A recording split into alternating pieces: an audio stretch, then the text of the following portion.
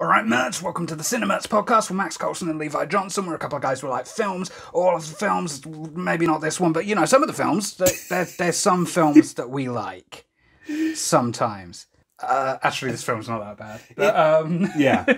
This is we watched Stakeland. By viewer request. By viewer request. I was a bit worried, to be honest, through a lot of it, because I wasn't sure what I'd have to say. To be honest, I have more than I thought I'd have to say. But it's a bit of a weird one, because it's not the most sort of standout movie. I've seen a lot of films like this. It's kind of a zombie apocalypse movie. I mean, it's vampires, but in real terms, it's a zombie apocalypse movie. Yeah. It's kind of like how in I Am Legend, they're supposed to be vampires, but they're zombies. Yeah. Like I say, it's not really that bad. Were I not watching it with the sort of critical analysis sort of side of my brain switched on, I'd probably just be like, hey, this is kind of a fun movie. Yeah, it's a movie you can watch and you're like, yeah, like that killed like some time and go on with your life. But engaging with the screenwriter side of my brain, this movie kind of annoyed the fuck out of me. Yeah, like I guess we'll do a quick plot rundown. Good luck with that. Well, I mean, it's pretty straightforward. You've seen Zombieland, right? But with the focus more on Tallahassee and remove all take away the humor and character charm moments. And fun, and just kind of it's a zombie road movie, effectively. Characters go to this place, they meet this person. Don't worry about them, they're not important. Then they go somewhere else and meet this person. Don't worry, they're not important. And etc. for about an hour and a half.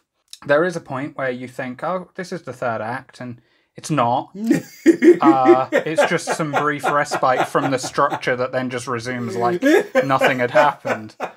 It's so great because in that scene specifically, there's very obviously a moment where it's like the screenwriter just didn't know how to inject conflict into the scene. So he literally just has somebody drop vampires. Yeah, there's just a vampire airdrop. Vampires just fall into the scene. It reminds me in a way of like, I don't know if you've seen World War Z. Yes. World War Z is not like a good movie. No. But it actually at least figures out how to handle this fucking situation, right? There's a bit in Israel, right? And, you know, they're all chilling. Everything's kind of okay in Israel. But, oh no, you see, because there's the wall. For once. The zombies start climbing on each other's shoulders to get over the wall, you see? So, like, but it's a gradual thing, and it's gradual. It takes time. It builds tension because it's like, are the characters going to get out of this situation? Or it would build tension if there were any characters for you to give a shit about. But it, at the very least, understands how this sort of scene is supposed to go, as opposed to this movie that just is like, no, just airdrop them in, which there's no tension there because it's too quick. It's not hard to handle a lockdown situation and add tension to that. You have something slowly breaking away at whatever's keeping them out. Or, I don't know, you have one of the guards, hurt themselves or something. You know what I mean? Yeah.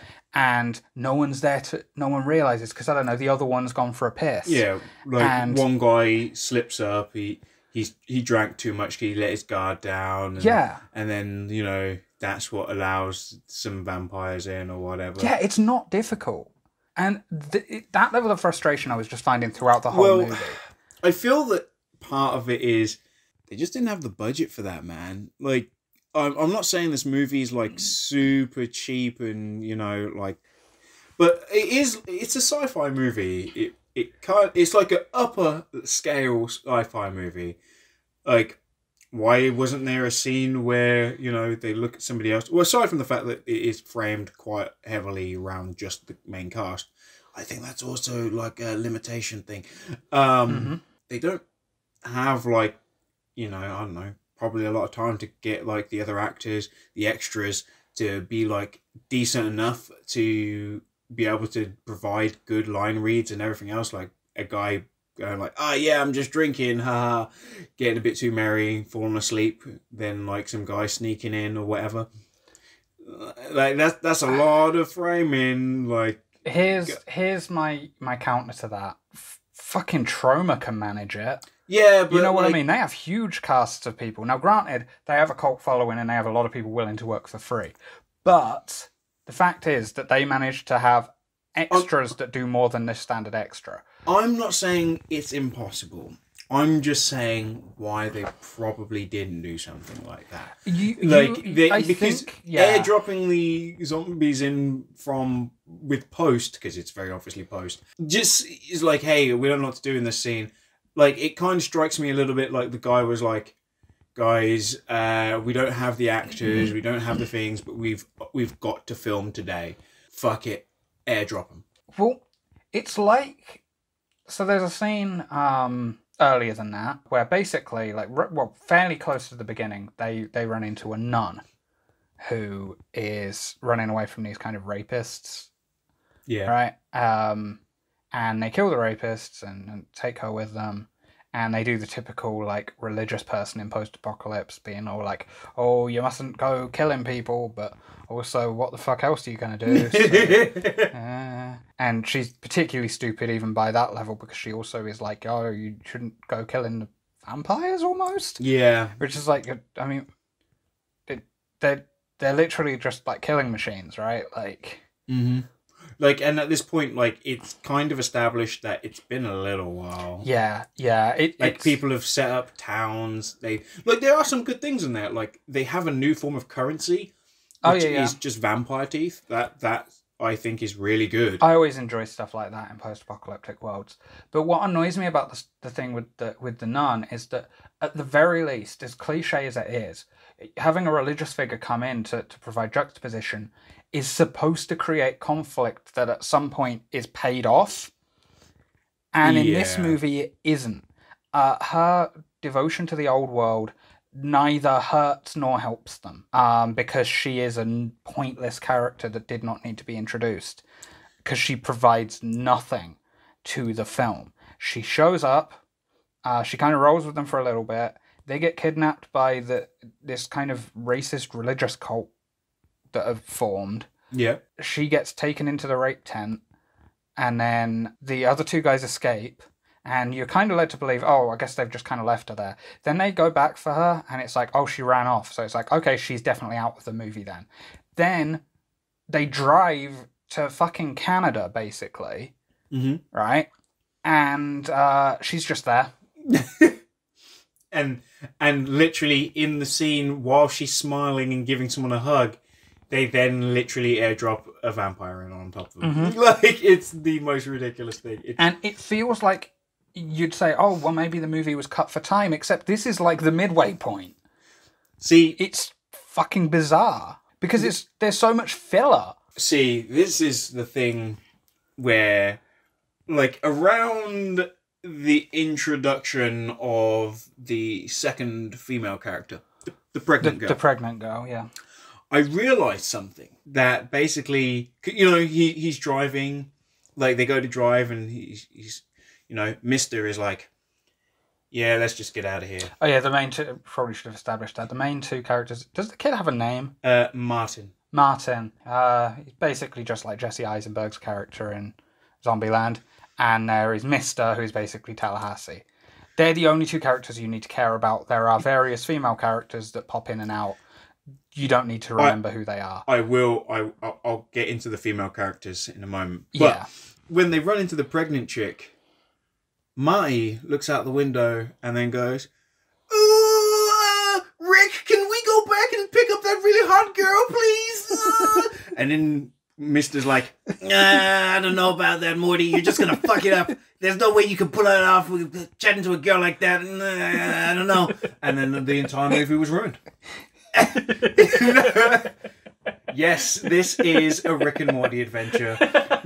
Like, right at the very beginning, when he's like, oh no, I gotta go save my parents. He runs in and he's like, your parents are already dead, Morty, you fucking idiot. Now take this gun, and if you shoot me, I'm gonna fucking kill you. And that's it. Like, from that point onwards, it's just a Rick and Morty adventure at every single turn.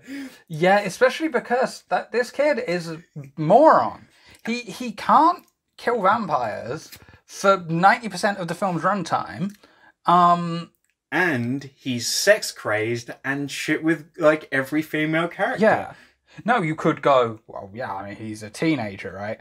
But like, this is somebody who's spent all his time with somebody who's specifically been training him to kill vampires, and he can't fucking do it. For all the movie, apart from like right near the very end where he kills one, it's not like an important one though. The important one's already dead, but the movie just kind of lingers for a little while. At the very end, like, unfortunately, Morty is never allowed to kill anyone because Rick needs to do all the killing so that he can be the cool guy. Mm-hmm. Like, at the very end of the movie, yeah, we're just going straight into spoilers because there is no spoilers. real, Like, there's no real plot to this movie. So I'm not even sure where the halfway point is. Yeah, like you're like, this is the this is the third act. I was yeah. I was honestly like, the bit where they get to Canada, I was like, okay, this is the third act, right? Clearly, and it's like, well, it's kind of more like the midway point now. Like, technically, it would be the start of the third act in terms of like runtime, like actually to the minute. It's like the final third of the movie. Although that's not usually where the third act comes in, because the third act's usually like the shortest act, right? But like, no, it seems like it's leading into a third act. But then they airdrop in the vampires, and the movie just kind of keeps meandering on like it had before. I don't know. I like that phrase. Meandering is perfect for this film because it's going somewhere, but you know it's going to wander to the left and then it's going to wander to the right. It almost feels like you're watching a web series or something, and you're watching them like compiled together as a movie.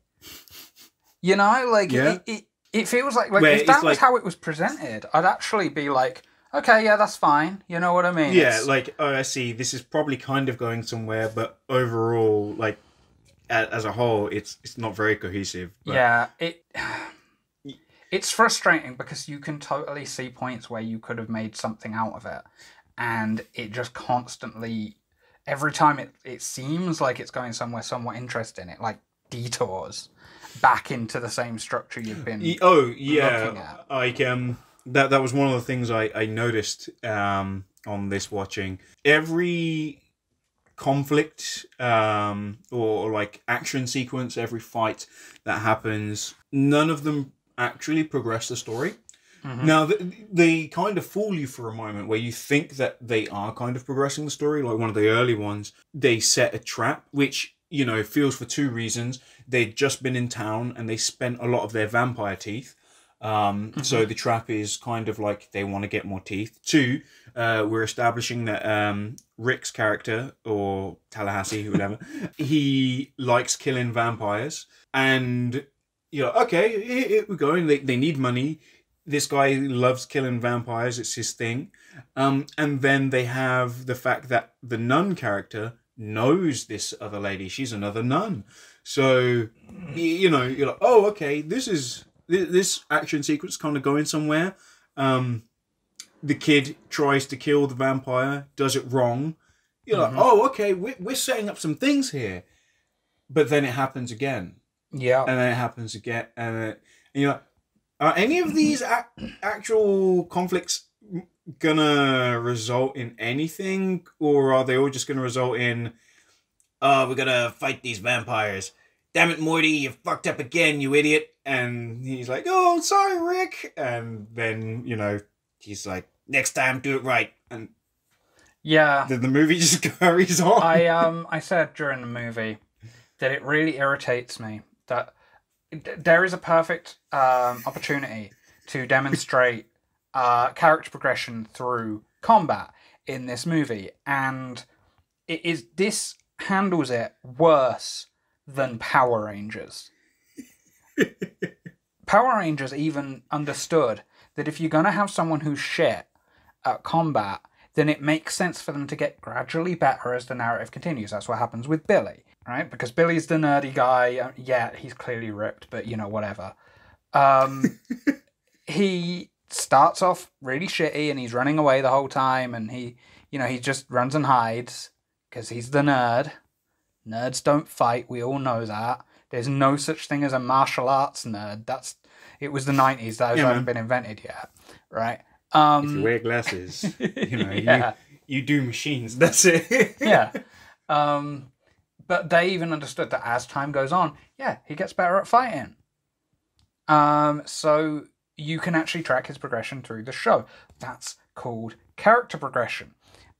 When you have something that's built around fighting something, you use those fights to progress the character.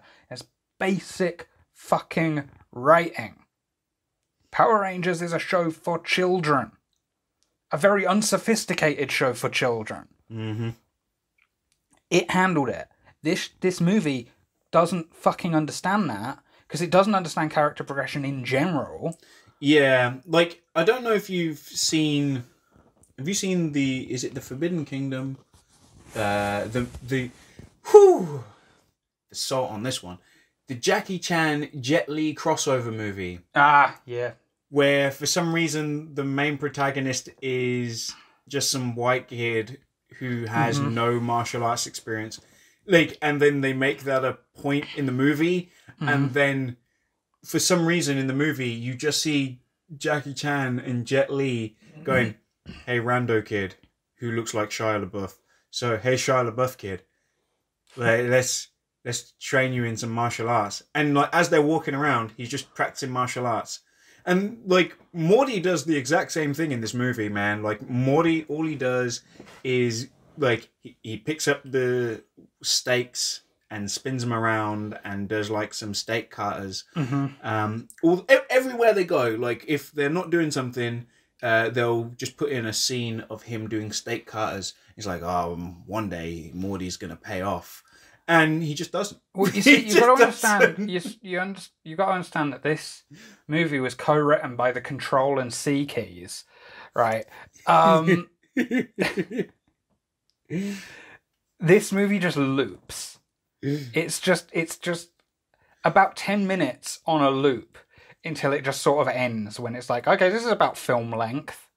Hour and a half, that's standard film length. It's frustrating because, again, there are some really cool things in there. Again, I really like the fact that they use teeth for a form of currency. Honestly, the first sort of 2/3 of the movie, really, or first half at the very least, kind of has a lot of kind of cool world building. That if they'd have kind of focused more on that, again, it's that missed potential thing. There was a lot of cool stuff. You know, there's the barter system with, you know, teeth as a partial currency, but also they trade in drugs. Yeah, well, they trade in anything. Yeah. It's literally bartering. Then there's, like, you know, the religious cult I actually thought were quite interesting. Yeah. They don't do enough with them, but, like, when the part you do see, it's like, okay, this is kind of like it's Fallout Gang. Yeah. It's a Fallout Gang. It's kind of like a... It felt like Fallout 1, where caps actually meant something, because I don't know if anyone knows, but bottle caps actually are equivalent to, you know, like a gallon bottle of water. So it's like each cap is supposed to be worth that, like how much it is in water. But, you know, rather than have to carry the entire bottle around, you just carried the cap. Yeah. Like, that was the point. And that's why in Fallout 2 they deleted caps, because no one needed that anymore. So they moved on to, like, new forms of currency. And then, you know, Bethesda doesn't understand, you know, the Fallout series, so they brought caps back. Don't worry, we've all seen H-Bomber Guy's I was going to say, I wasn't sure if you'd seen it, but yeah, H-Bomber Guy kind of does go into that. He does go into it, and it's why New Vegas is better, because they were like, of course other people are going to make their own money. Duh. And going back to, like, the connection with Fallout and this, funnily enough, I've been replaying New Vegas.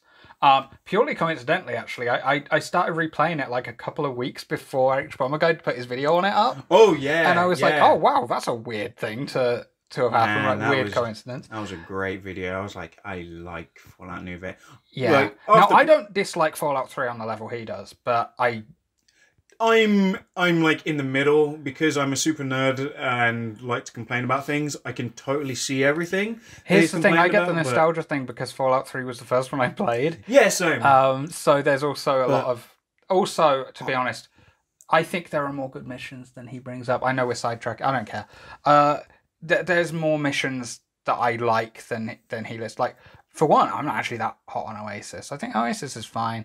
But there's a lot Oasis is trash. Fuck that mission. I like the decision, but everything leading up to the decision is filler. Yeah.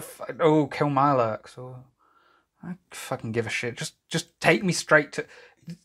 Point this back and forth bullshit. Just take me straight to the place I need to go. Give me the decision, move on. If there's nothing else to it, that's that. But, like, there are kind of good moments in it. I actually really like the... it's been a while since I played it. The stuff with the sort of vampire gang, you know, the cannibal type people. Oh, yeah. Who live in the... I really like that. I like that you can kind of go both routes with it. I like that if you've got the cannibal perk, you can kind of really get in with them. I thought it was all right. I actually really enjoyed that one. I think there's some good kind of moments that allow you to kind of go in different routes with it. But the overall... what lets that game down is the world design. I don't actually agree that the missions... Okay, there's less grey area than in other games, but I don't necessarily think that's a bad thing. Because overall, I liked a lot of the world building. I liked a lot of this kind of... a lot of the actual mission play. It's just that I wasn't that keen on the fact that the world is so scattered about and it's so hard to, like... Especially given that exploration was the whole mechanic for that game, that exploring is so unrewarding a lot of the time. Well, I find ultimately my 2 cents on basic... This is basically my review for every Bethesda RPG. Why have a main plot when the whole point of your game is just go explore and do everything? There's no point in having a main plot. Oh, follow your dad around. Why? This is really boring and it's annoying because it has to nag in my brain that I should be doing something else, but I'm just trying to pretend that I'm not doing that and I'm just a guy wandering around. New Vegas even had that. New Vegas had it a little bit, but I don't mind it as much because it's like, go get the platinum chip, get revenge. But I like the idea, like, it could be very easy in real life to go, I don't know where the fuck I'm meant to go. How am I meant to do that? That's crazy. Yeah. So especially because it forces you the long way around. So yeah, it means that you're just kind of going from place to place. Yeah. Whereas in this, it's like, no, you just follow your dad, you idiot. Like. And then your dad just keeps making all the decisions. So that's why I just thought, nah. And it's the same problem in Fallout 4. Skyrim has the same issue with all of its main quests. Like, every time I played Skyrim after, like, the first playthrough, I just ignored the main story and just pretended that stuff wasn't happening. So, yeah. But, yeah. Back to Stakeland. I like I say, what I like about Fallout is definitely present in this. And this is also why I'm a sucker for basically anything post-apocalyptic. I like post-apocalyptic worlds because it provides so much space, if you're good with it, for world building. There's a lot of different ways you can go with it. There's a lot of different ideas you can explore with how mankind continues. Yeah, like in most post-apocalyptic things, I actually find it really boring when they're like, people were just wiped out. No, there was no way humanity could survive. I'm like, have you looked at planet Earth before? Because, like, we're some hardy motherfuckers. Oh, yeah. Like, we are able to hang on. So I like the fact that there were, like, little villages and little towns. Yeah, and that's the interesting stuff in the movie. And it annoys me that they didn't spend enough time in any of them. And most of the time they were in some secluded area or some shack or, like, you know, just traveling in the car or running through cornfields that I don't understand who was maintaining the crops in. Yes, that's a nitpick, but it did actually annoy me a little bit. The stuff where they're in the towns is actually quite interesting. I like just... Because that's the stuff that interests me in any post-apocalyptic thing. It's like, let's just see regular people trying to deal with this. Yeah. Not the badass. I'm not that interested in watching the badass. Don't get me wrong, it's fun for a bit. But mostly I just want to see how the regular people are dealing with it. It is one of the things as to why I feel The Walking Dead is also kind of trash. Because it's like, they understand that realistically, with a world like that and how everyone can think of ideas, yes, a settlement will happen and a settlement will essentially become pretty livable.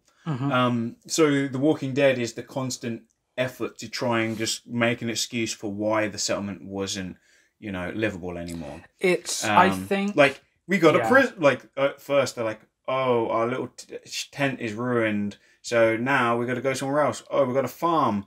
Oh, but the farm is now ruined. And it's like, hey, we're in a prison and there's nothing we can do to get out of this prison. Oh, a tank showed up. Which, and it by just the way, keeps getting more and more stupid. Yeah, which, by the way, is exactly why it's actually a really useful framing device to have a character who can't stay in one place for too long, just out of some drive, because that's their natural thing, because it takes them from one of these communities to another. It puts them into more danger than they would be within those communities.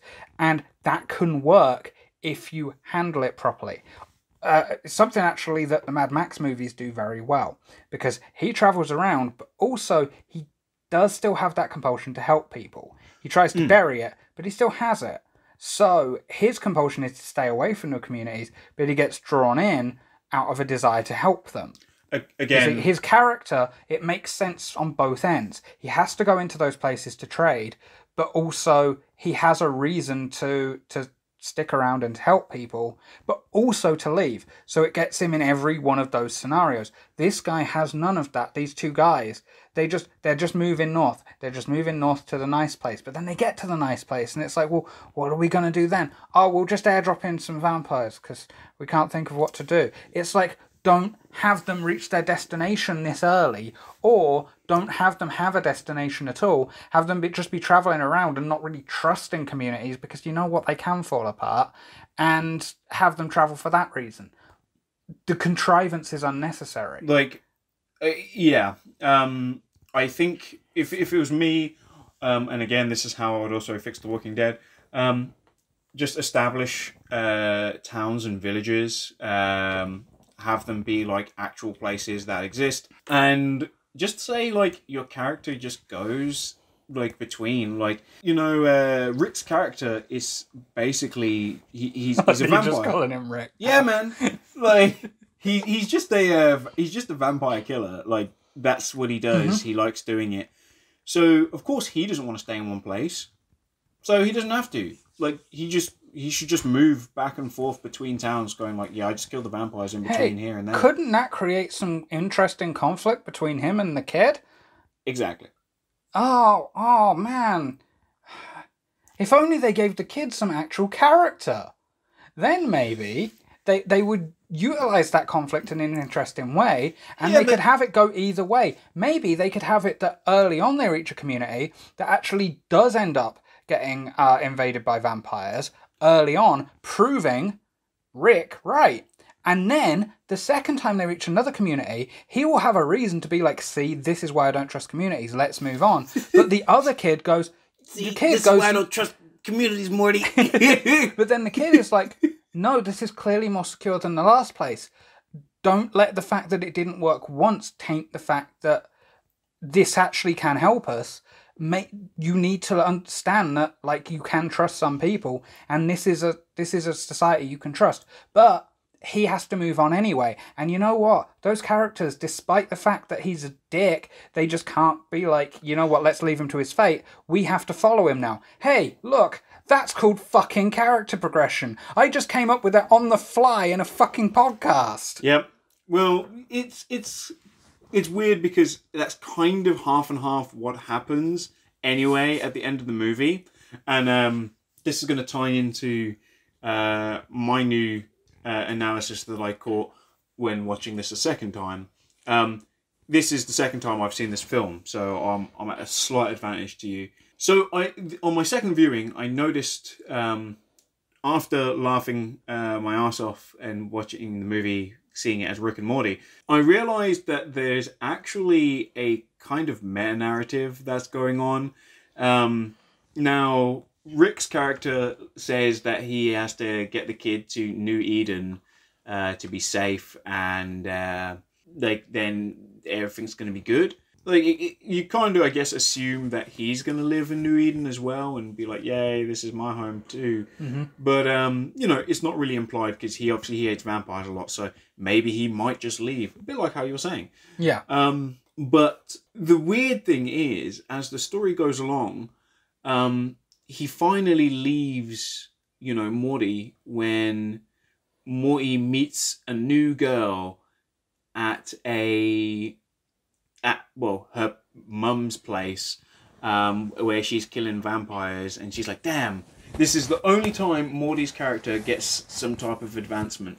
After being shown as being completely incompetent in every single way and unable to kill any vampires at any time, even when the vampire isn't paying any attention to him, he goes to the girl. She's like, "Oh, I can't kill this vampire because, I just can't get a good shot on him," even though she's like a crack shot and has been killing zombies all over the place. Yeah. Which you see because there's vampires all outside her house. Anyway, he walks out and just dances around effortlessly, even more effortlessly than Rick's character does. Yeah. Stabs him in the chest, Buffy style, which you were like, "Hey, these vampires are difficult to kill. You can't just stab them in the chest, Buffy style." Yeah, it's actually mad inconsistent. Yeah, but he totally Buffy styles it. And, Rick goes, "Looks like you've learned all you can, Morty. Well, see you later." And he just fucks off. Yep. Which made me realise, wait a minute. This film's got a thing kind of going on with female characters. And, well, every other character they meet is disposable, but most of them are female. They meet one black guy. We all know in screenwriting terms, black guys and women are the same. Yeah. Like, get some kind of minority, it's fine. You have seen Reboot RoboCop? They literally do that. Like, Murphy, white woman. New Murphy. Black guy. Oh, wait, not Murphy, sorry. Lewis. Lewis. New Lewis, black guy. Yeah. What?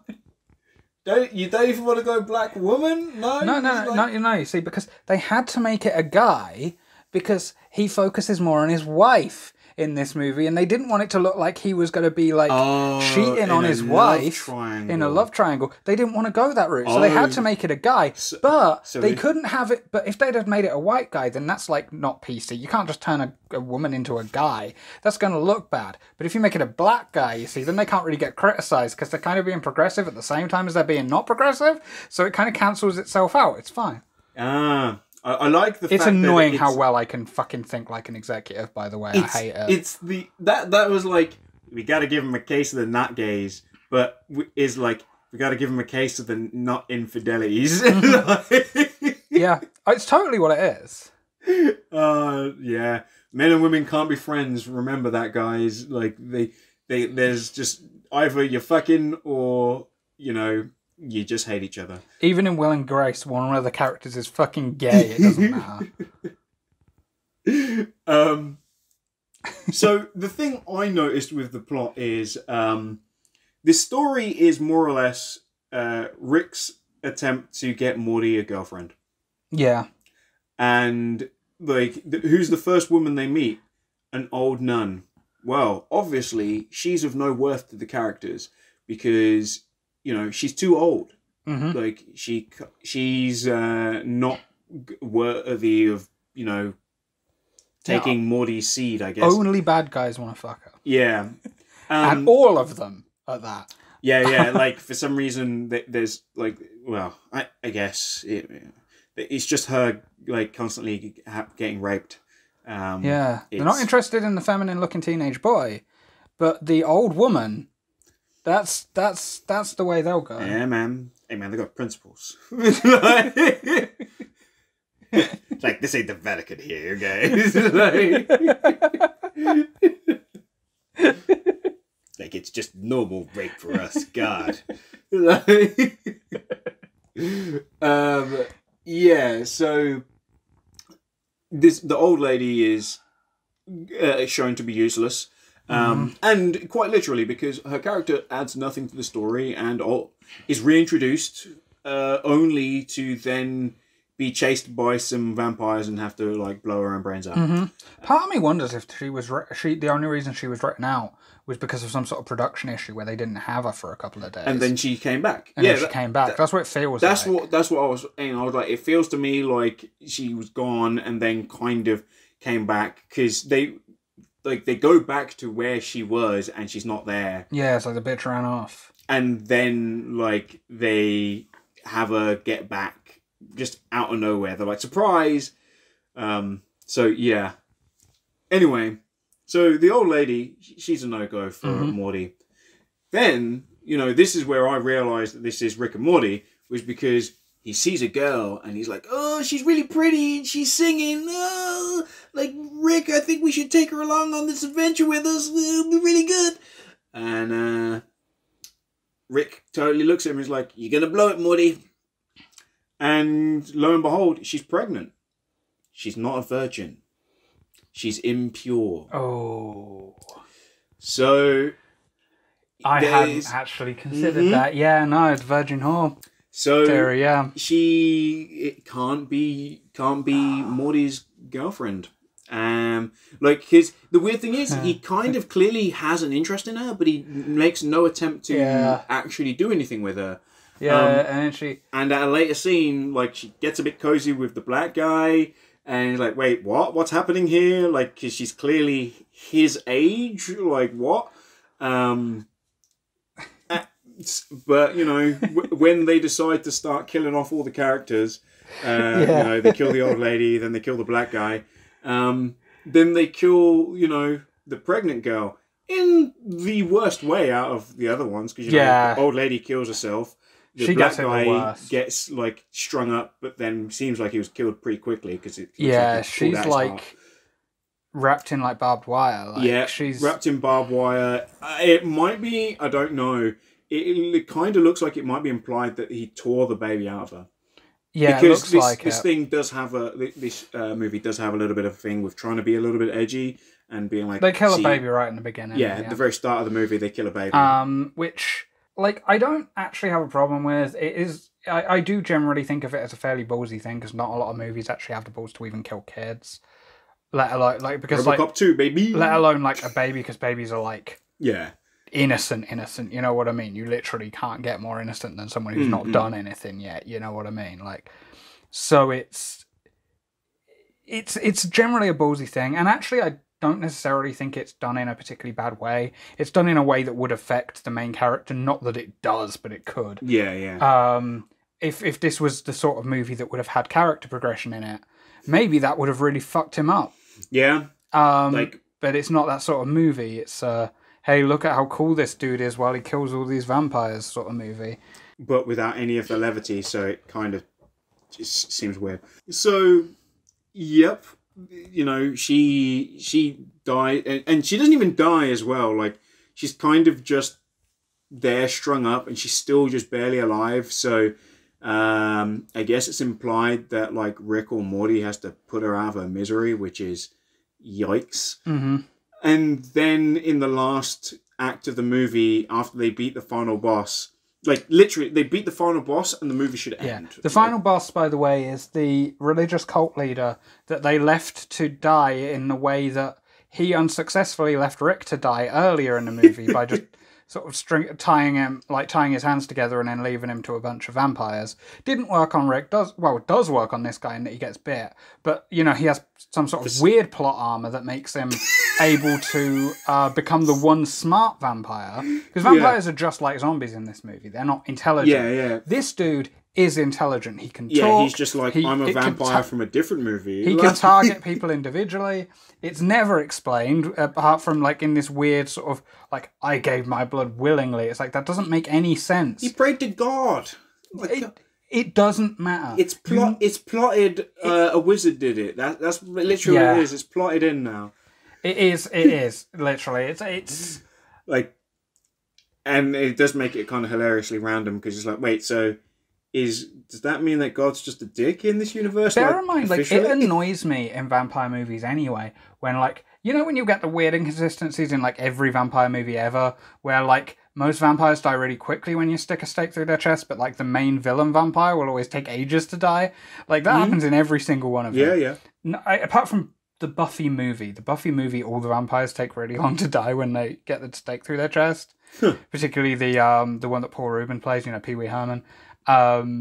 who just like spends ages like every time when she stakes him. It's my favorite scene in the movie. Everyone hates on that movie. I love this scene where like she stakes him and then like he stands up and goes like, ooh, ah, ooh, then drops down dead again, then stands up and goes, ooh, ah. It's like a Family Guy gag where like he just goes on and on and on.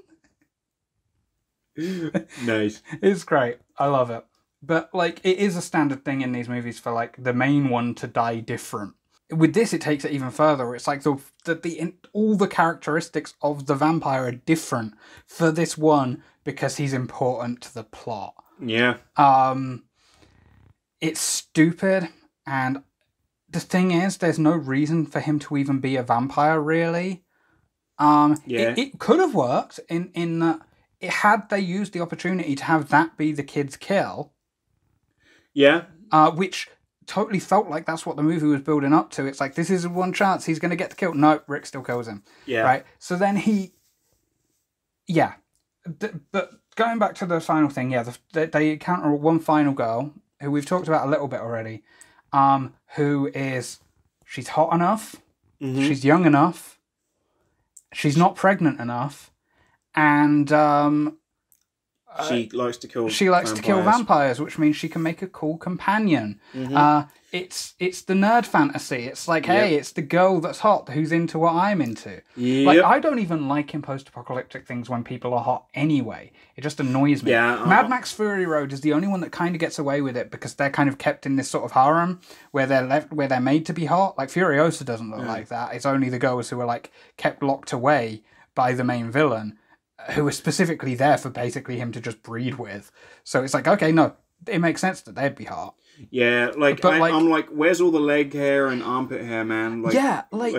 And going back to Fallout, this is something that the Fallout games, even Fallout 3 and the Bethesda ones, absolutely get right. If you look at everyone in that movie, they look grubby and kind of gross, like you can kind of almost smell them through the screen. And this is on pretty low poly graphics, you know what I mean? There are no like uncharacteristically hot women. Even like the strippers in New Vegas and stuff kind of look like that. They haven't washed in years. It works.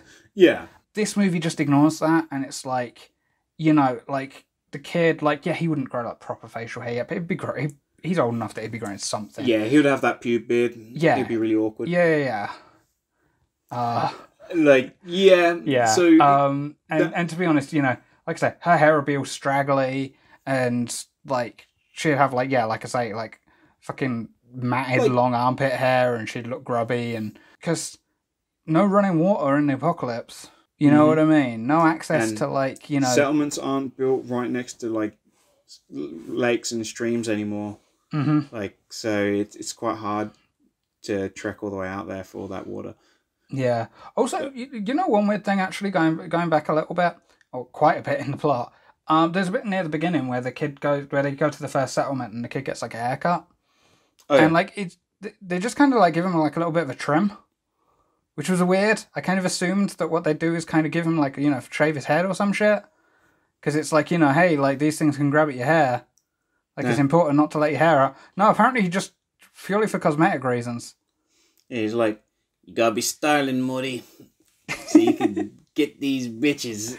Yeah, it's kind of a weird thing. It's not the route I thought they were going to go. Like, I remember a little while back, me and my cousin actually played the Walking Dead Telltale games. Oh, yeah. You gave Glenn the haircut. Yeah. You have to give Glenn a haircut because yep, it's like, you can't have long hair, man. And that's what I assumed was the route they were going with, and it's not. It's just like, hey, you just needed a trim. He barely looks any different. It's just, it's just for style purposes. What the fuck is this movie? Why? Oh, shit. Their actor had a haircut in between, like, shoots. Oh. They had to tuck right in. That's what we should have done. With Further Spudskin, when a certain actor, just decided to get a haircut midway through making the movie, even though I'd told this person that in about a month we would start shooting again. And then they went and got a massive, drastic haircut in the middle. Couldn't have gone the haircut route, though, because we didn't shoot that thing anything in order. So it wouldn't have worked. But, yeah. So, yeah, basically, like, they meet that chick, And then he's like, well, I'll see you later. Bye. And that's how the movie ends. Mm-hmm. So the whole film is actually just about this kid trying to meet a girlfriend. Yeah, right down to, his main kill being just to impress her. Yep. Which is like anti-character progression. Doesn't even make any fucking sense. But like, it's this weird sort of thing where it's like, he has to hook up with her, and I guess he throws his nudie playing cards away. Oh yeah, because he picks up some nudie playing cards. Which isn't that bad of a thing, to be honest. It kind of makes sense. Oh, it makes perfect sense. Except it's really, really funny when you're pretending that this kid is Morty from Rick and Morty, and then he finds nudie playing cards, and he's like, ooh wee! The thing is, it kind of works as well, because he totally looks at them at like really inappropriate times, where it doesn't, like, there's an actual woman he could be talking to, and instead he's like, I'm going to quickly go and jerk off to these fucking look at these cards real quick. They're like crappy, like pin-up girl ones as well. Like they're all like faded and shit. Like I say, it actually works. Like, and it's one of those things as well, because like, something like that would be like a valuable like trading commodity, but also he's a teenager, so there's no way he'd mention it. I just find it amazing because this is what I remember saying before with the pregnant girl. It's so weird, his character, because there's a pregnant girl there. He clearly wants to look at his porno because he's like, I need to do something. I don't know, man. If I was a young person, on my own, well, I'm stuck with some old man out in the middle of nowhere, and, there's a girl my age, but she's pregnant. I'm going to make movements. I'm like, hey, man. I could still definitely date this girl. It can still happen. Like, hey, being a dad in this world is not going to be that weird. Like, it's just going to make sense. Like, just do it.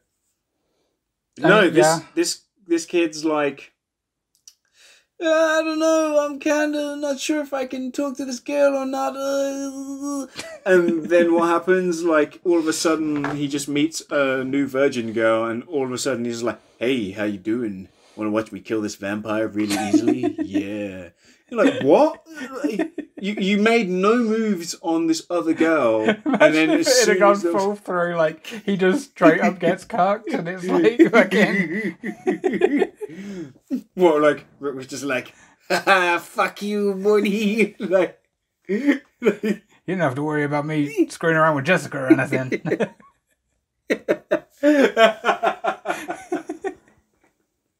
That's one of my favourite lines in that show. Like, honestly. Just because, like, in Story, he is supposed to be, like in his 80s. It's like, he's just an old-ass man, like... Rocking up. Hello there, fellow children. He literally does do that in one episode. I do like that show. But, I was so not into it. And then you were like, nah, you should just definitely give it a go, Levi. I was like, fine. Oh, yeah, sorry. It was one joke in that show, that made me know immediately that you'd like it. And it was in the first episode. And it was it's okay to shoot them, Morty. They're just robots. It's like, I don't know if they're robots, Rick. It's a figure of speech, Morty. They're bureaucrats. I don't respect them. Like, I absolutely knew that 100% lined up with your sense of humour. Like, I immediately thought of you when I heard that joke. Like, it was like, absolutely.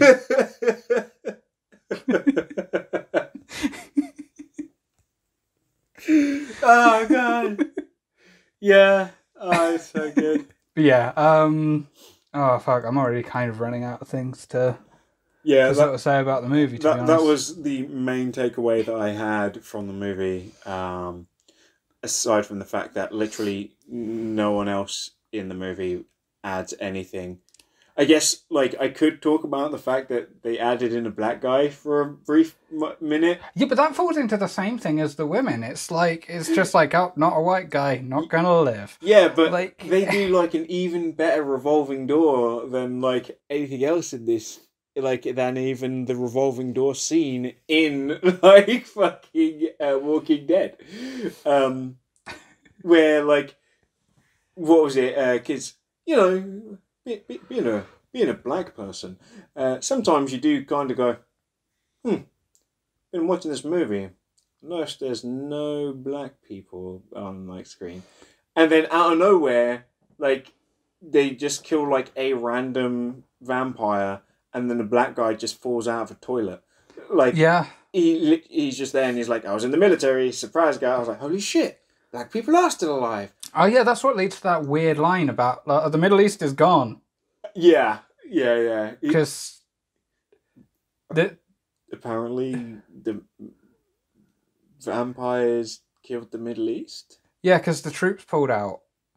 And as we know, there are no militaries local to the Middle East. Yeah. Nobody in the Middle East has a gun. See, that's the thing. It's amazing that it's taken, that any wars that America has had in the Middle East have actually taken this long. Because as we all know, they're completely unarmed and unprepared. Yeah. You'd think that the Middle East would actually do really well because it's way more spread out.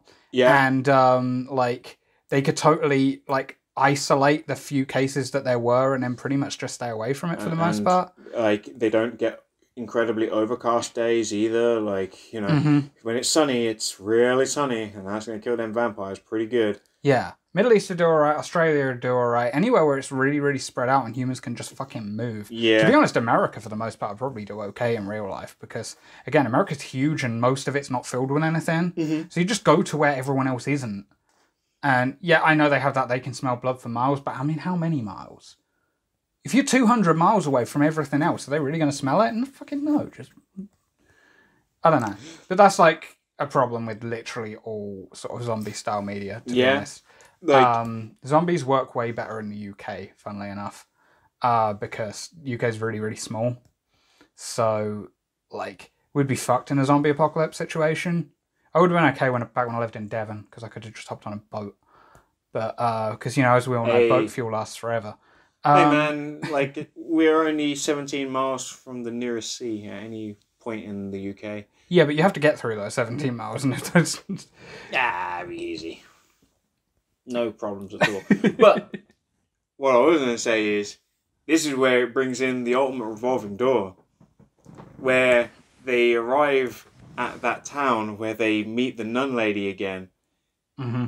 and then like all the characters start dancing. Like the pregnant girl dances with Morty, and like Rick dances with a little girl. I don't know. Like, I guess they're trying to show you that he's a nice guy. Yeah, that's exactly what that was. Like, but like, for me, like, I was just like, oh, this is like the ultimate. Some old black lady just shows up and then goes over to the black guy and asks him to dance with her. Yeah. And I was like, hey, she was like, oh my God, it's another black person. Like, we should be friends so we can like stick together. And then like they drop all the vampires in. They run into a house, and then they go. Like the camera's just looking at the black lady who's just really still, and then they're like, "She's dead." They move her jacket aside, and she's been shot. And it's like, what? It's also one of those, because she's like one of the only confirmed kills in that whole place. Yeah, like most of them, if they die off screen. Like, no, it's confirmed with her. I just she's love black and a woman. I mean, she wasn't going to survive like, this movie. The craziest thing for me was just the thought, wait a minute, why didn't they just leave her outside? Like, they could have just said they got separated. Like, we're just dancing with her. Like, the fact that they brought her in to show her, like they almost were like, now we're establishing her as a character. Like, she joined the team for like those 2 minutes. Yeah. It is really bizarre. It's really bizarre. It's like the people who made this movie think that if a woman is not on screen at all, it counts as a character moment. Like, they even have like a little brief kind of sad like soliloquy about it, like, because she got shot, and they're like, how did she die? And they see the bullet hole, and it's like, damn, she didn't want to say anything. Like, to say, like, she was being noble and not trying to, like, cause a fuss, so she died. And you're like, yeah, but, like, she literally hasn't got a name, guys. Like, well, it's like, yeah, but like I say, there are no women who have any real character in this movie. Like, okay, Hey, Prime example, the pregnant chick, right? Actually tell me a personality trait of that character. she was pregnant. So we can assume, guys, that she was clearly a whore, right? Ha ha ha. Yeah, I mean, she's pregnant and young. And then she cuddles up to a black guy. I mean, like, ew. Like, it's like, see... Maybe that baby's mixed race. Clearly, she had it coming, okay? You know, like, that's too much all in one go. Pregnant and okay with like cuddling up to a black guy right in front of the kid who we've been told is into her, but he didn't really do anything, so like we can't like what a bitch, right? Like they saved her life. Like obviously she owes him sex. Yep. That's exactly how it works. Yeah.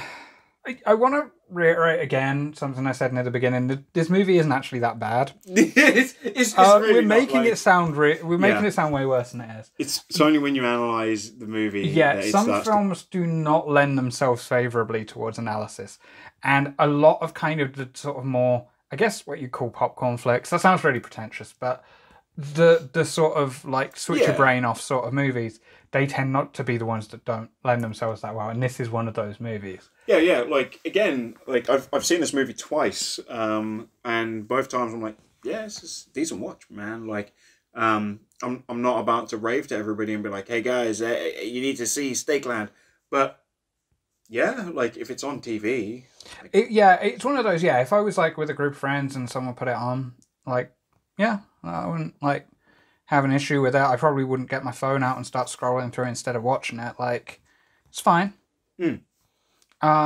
Although, by the same token, I did notice we did get a little bit bored during the movie because we talked through it more than we've talked through any of these movies. Yeah, but that's because the movie loops so much. Yeah. So nothing really feels all that important. So it's hard to get that hardcore level of investment that you'd get with really any of the other movies we've watched. Sort of really the first movie we've watched that we haven't liked all that much, like compared to the others. Like all the others are ones that we've kind of been more into, I guess, because those are ones that we sort of wanted to talk about organically, because at least one of us had seen it already. With this, I mean, you had seen it, but this was more of a request sort of thing. Yeah. Which I'm not gonna lie, I do like. I mean, I definitely wouldn't be opposed to it. Like doing more requests and things like that. I think throwing something in that's like out of our like regular sensibilities or stuff that we may not have seen or something. Absolutely. I don't necessarily mean like requests have to be stuff we've not seen. Like if it is a movie that but it does kind of push us into doing stuff we wouldn't have ordinarily talked about at the very least. And that's there's definitely something interesting in that, and I would be interested in doing more sort of stuff. So if you watch, there aren't many of you. If you watch this show, like now is the best time to put in a request. Yeah, absolutely. When we were like crushing Joe Rogan's like fucking numbers and making him look then it'll be a Patreon perk, and you'll have to pay for that shit. And it's gonna be a high one at that. Yeah. Hey man, we're doing Joe Rogan numbers, like £100 to request a topic. £100? Wow, you're a generous guy. I thought we were going to be going like 500. It was like, this is Joe Rogan numbers, mate. Like, we're getting the most watched podcast in the world. When we're getting like Mike Tyson on the show as a guest. Yeah. What the fuck will we talk to Mike Tyson about? That'd be a weird. Hey, let's talk about fucking the Tyson movie. I was going to be like, hey, Mike Tyson, let's talk about Tron Legacy. It's just something that doesn't even make sense. Oh man, I bet Mike Tyson would be into all kinds of cool movies, man. You ever watch Shaolin Soccer? Like, oh man, I fucking love that movie. It's so good, man. Like, dude, I've forgotten the name. What's that boxing anime? Hajime no Ippo. Oh man, could you imagine that? If like, hey Mike, let's just watch some episodes of this. Oh wow, this is a really good show, guy. Like, wow, the Dempsey role is so good. Like, I can see why it's used so much. You know what? If I was to reinvigorate my boxing career, I would definitely have to use Dempsey role more and more. That's what went wrong. I didn't use a Dempsey roll, and I lost that fight to Buster Douglas. Like, he just reevaluates his whole life and career based on like doing the Dempsey roll. But yes, back to the original point. Yes, please continue to request things. It's not like every episode we do will be a request, but it is interesting to throw in every now and again. So yeah, if you have any ideas of like just movies you want, guys, if you want to like, comment, and subscribe, and when I say comment, I mean say what movie you want us to look into next. There you go. I mean, I'm running the channel myself at the moment, like, and I read every single one of those comments. So, because we only get about a maximum of 3 on a video right now. Seriously, just drop us. I think one of them is my comment as well. Yeah, I'm like, just drop us that shit, and shoe nice style. I'm gonna fucking jump in there, go thank ya, and fucking yeah, we'll have a look. Like I say, it won't necessarily be it's not going to be every video, and it won't necessarily be right away. But yeah, I'd be very interested in doing that. Mm-hmm. So yeah, like, comment, subscribe, message us if you have us on any sort of social media and want to discuss it more in depth. Any of those, you know what I mean, or all of the above. We have a lot of other things in the work as well. As further incentive to subscribe. We have plans for skits that we're going to do. We have plans for audio plays and short films, trailers, all of those. You know what I mean? We have more plans for the channel than just the podcast. Thanks for saying skits, because you actually reminded me of one of the skits that I haven't put on my list. Like, comment, subscribe, hit the bell, all of that stuff. So you can be notified of every time we upload. Have you ever done that, by the way? What, hit the bell? Yeah. Fuck no. No, I haven't. I've never done it. I'm like, if I press subscribe, like, because hitting the bell means that you'll get like fucking phone notifications with the drop down where we're like, this person uploaded, even though they will tell me that. Yeah. For people I'm not even subscribed to. Yeah, so basically, the bell is stupid and pointless, but do it for us though, because we're different and better. Yeah.